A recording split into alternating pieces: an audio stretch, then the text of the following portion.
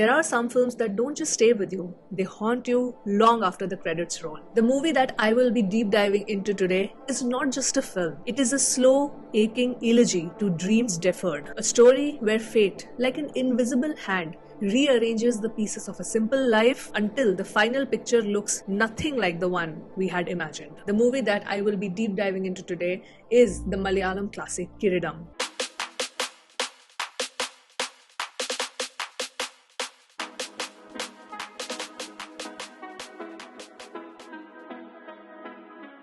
As the film kept progressing, I really don't know at which point I started crying for Sethuraman. Perhaps it was in the way he smiled at his father's pride, or maybe it was the silent moment he broke down in front of his friend, crumbling under the weight of an identity that he never asked for. But what I know for sure is this: Kiridam is a tragedy of Shakespearean magnitude, but told through the language of ordinary lives, and in that lies its genius. The title Kiridam, which translates to the crown, is a cruel metaphor. In most stories, a crown signifies victory. In this one, it is a burden that the society thirsts on a man who never wanted it. When our protagonist Sethu strikes down the tyrant Kirikadan Jose in a burst of filial rage, he is hailed as a savior. But what looks like heroism from the outside is, for Sethu, the beginning of a slow, soul-wrenching descent. There is a line from the Greek tragedian Euripides that goes, "Whom the gods wish to destroy, they first crown with greatness." Sethu's crown is invisible, but its weight is unbearable. If Kiridam only had been about a young man's fall, it still would be tragic. But what makes it unforgettable is that it is also about a father who dreams through his son. Achyutan Nair, played by the incomparable Tilakan, is not just a parent. He is a man holding on to hope in a decaying world. He wants his son to become a police inspector. In fact, the movie starts with his dream. He dreams that his son comes to him, finally becoming a superintendent of police and saluting him. And when he wakes up from the dream, you see him at so much peace and calm. There is a certain glimmer in his eyes because he believes that since he has dreamt of this thing in the morning, it would come true. And for a time, Achyutan Nair and Sethuraman are a team. They have a playful and respectable relationship, but fate, which is indifferent and cruel, begins to tear them apart. There is something uniquely painful about watching admiration turn into fear and closeness becoming distance. The tragedy of Kiridam is not only Sethu's, but Achyutan's too. A man who watches his son slip through the cracks of a system that punishes the righteous for standing up. Achyutan Nair is shown to be an extremely principled man, but he also loves his son. So there is this constant battle in choosing between principles and his son. And it has been so wonderfully portrayed in the film. We can all see it in Tilakan's eyes when he is playing this amazing character. Quiet devastation, restrained anger, and the helplessness of a father who can no longer protect his son. That is where you start feeling the true cost of the story. At the heart of Kiridam lies a very terrifying idea that society is not just a backdrop for tragedy, it is an active participant. Sethu doesn't fall because he's flawed or a bad guy. He falls because he is trapped. Trapped by expectations, by reputation, by a community hungry for a hero and quick to demonize. Every time he tries to walk away, he is dragged back into violence, into notoriety, and into pain. There is something almost Kafkaesque about how the society creates its own monsters. First, they crown him a protector, and then when he fulfills the role they created, they recoil and label him a criminal. And for anyone with a tad bit of common sense will know what that does to a human mind. It fractures it bit by bit, and if not addressed on time, there is a point of no return from there. And Sethu exactly goes through this throughout the entire film. He begins to question his own worth, his own identity. He becomes both the accused as well as the victim. There is a scene where you see his transformation when he's talking to his friend, where he says that he felt a certain sense of liberation when he defended his father from Jose. Yes, he was fearful, but you could see that that fear was draining out of him slowly and steadily. This slow psychological degradation is portrayed so viscerally by Mohanlal that you just don't watch it happen. You feel it. You feel his happiness. You feel the love he has for his inner circle. You feel the tremble in his voice. You feel the fire in his eyes. And finally, the emptiness in his soul. There are performances that act and then there are performances that become. Mohanlal in Kiridam doesn't play Sethu. He embodies the anguish of a man who never got to live his life. His portrayal is so internal and so precise, so restrained, that even his silences feel loud. The final breakdown, where the blood, fear and fury collide in a moment of pure emotional nakedness, it isn't just great acting. It is a human being tearing open his soul. Tilakan, on the other hand, offers a perfect counterpoint, dignified, patient and quietly shattering. He doesn't shout, he doesn't collapse. He simply breaks slowly from the inside. It is the kind of performance that makes you want to pick up the phone and call your father just to hear his voice. Together they created the most heartbreaking parent-child dynamic that I have watched in films.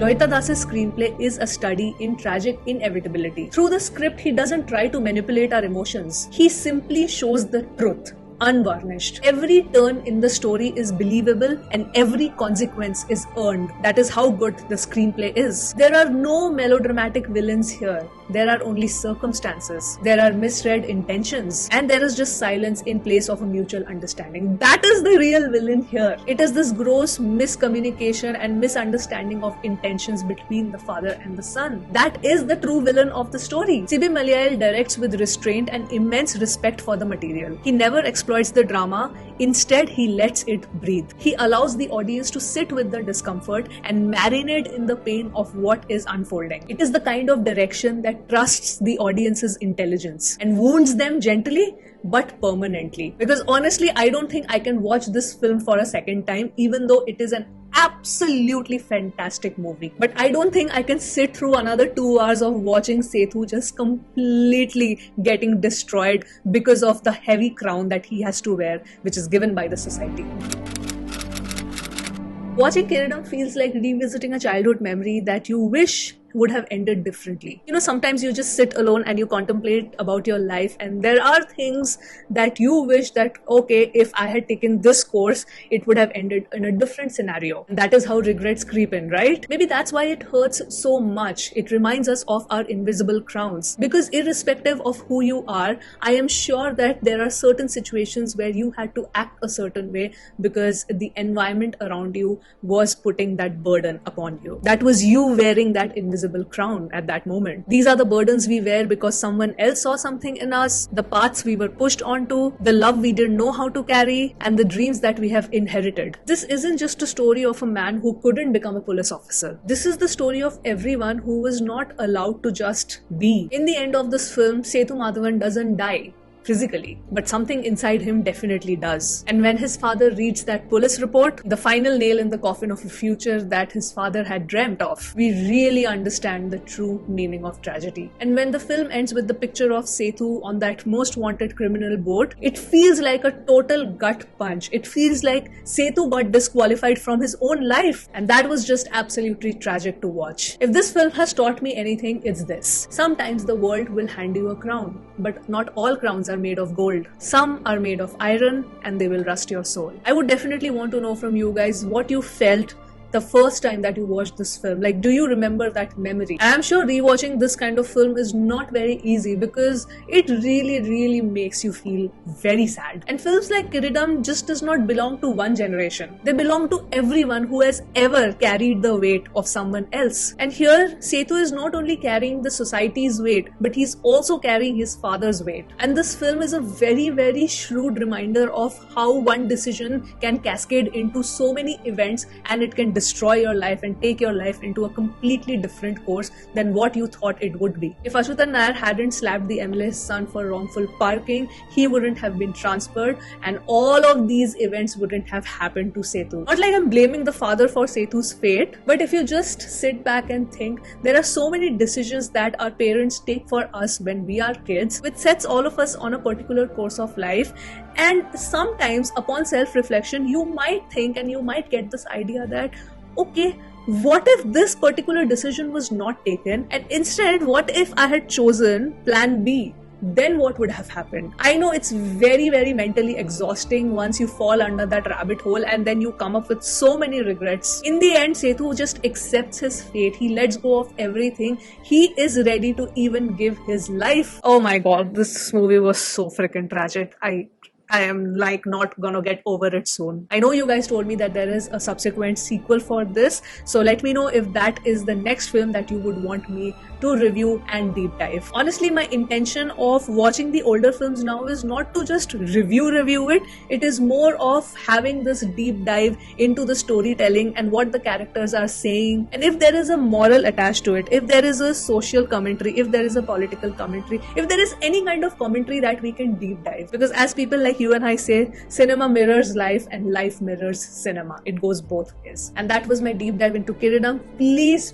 let me know, what did you think of this video? What did you think of my analysis? Because I plan to make this a regular thing. I plan to watch classic films and do a more thorough deep dive like this of what I grasped from the film and the storytelling. I would love to know your thoughts in the comments about this video, and of course about the film and how it impacted you. And that was it, guys. I'm gonna sign off now, and I will see you soon on my next video. Bye.